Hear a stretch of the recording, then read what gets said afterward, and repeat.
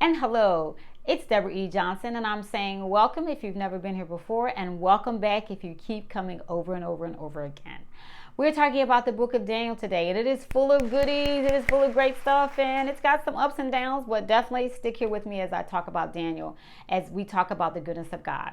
And so we start out in the book of Daniel, as many of you probably know, that Daniel also is has been taken in exile. So just like Ezekiel was in exile, Daniel's also in exile because his countrymen have not done what's right, and so God has made them go over to Babylon. And Daniel goes over into Babylon as a teenager. He and his three friends that we were told about right from the jump, in Daniel chapter 1. They talk about the fact that they don't want to eat the king's meat. They don't want to eat what's given on the king's table. They want to eat just what they're used to eating from their country. And so they ask for, just give us vegetables. Just give us vegetables and water. And we will show you that we'll be fairer and fatter of face than the other people that are eating from the king's table. And sure enough, their master, the person who's taking care of them, agrees and allows them to have those days of just vegetables and water, and they do turn out to look better than the other young men that are being trained. And so right from the jump, we get to see that Daniel and his friends are ready to take the stand for God. In Daniel chapter 3, we see that another incident is happening where Shadrach, Meshach, and Abednego are what's happening? They're being challenged again for their faith, for their trust in God. And so they get thrown into the fiery furnace, right? And Nebuchadnezzar says, wait, didn't we throw in 3? But I see 4 because God rescues them. And they don't even smell like smoke. Can you imagine that? Being in a fire and not even smelling like smoke? They didn't come out singed, burned, and their clothes didn't even smell like smoke. Again, God rescues them. By the time we get to chapter 4, we see Nebuchadnezzar, right? He is in super trouble. He gets himself in super trouble. He has a dream. Daniel warns him about it and says, "O king, live forever. That this dream may be for somebody else. But if you don't do what's right, at some point God's going to cut you off." And now it does give the promise that if you read that chapter, it talks about Nebuchadnezzar being likened to a stump where the band gets put around it so the tree doesn't go away forever, doesn't get ruined. And so just like Daniel tells in the dream, Nebuchadnezzar has to be out in the woods.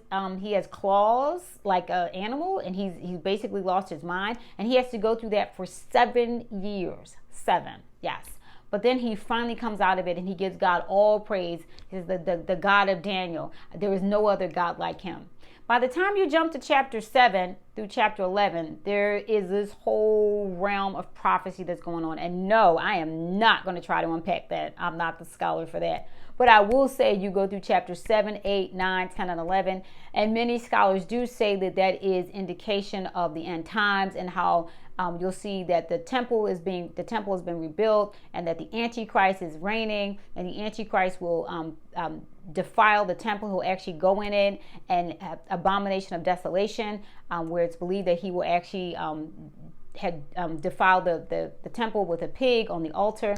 And so it's a huge realm of thought pattern about how the end times are here, and how God even warns us through the book of Daniel. By the time you get to Daniel chapter 12, it's wrapping up with all the end time information that is happening. And finally, Daniel says, "Oh, do I get to talk about this?" He's like, "No, you're not going to know when this is going to happen. This is just going to get sealed up. But you, Daniel, will go in peace." And so that is the huge whirlwind, fast, quick-paced version of the book of Daniel. I do encourage you to read it. And I guess if I was going to say, what do I count as the goodness of God?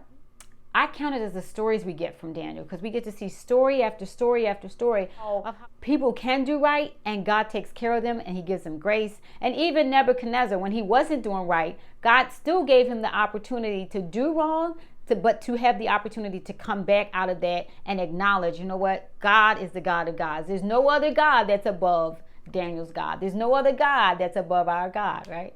And so I'm happy that you've listened to the book of Daniel as I've given a quick summary of it. Please make sure that you keep listening and you keep thinking about the goodness of God, because everywhere, every space, every place that we go, it's an opportunity for us to tell about the goodness of God. Join me again on my next round, won't you? Talk to you soon. Bye.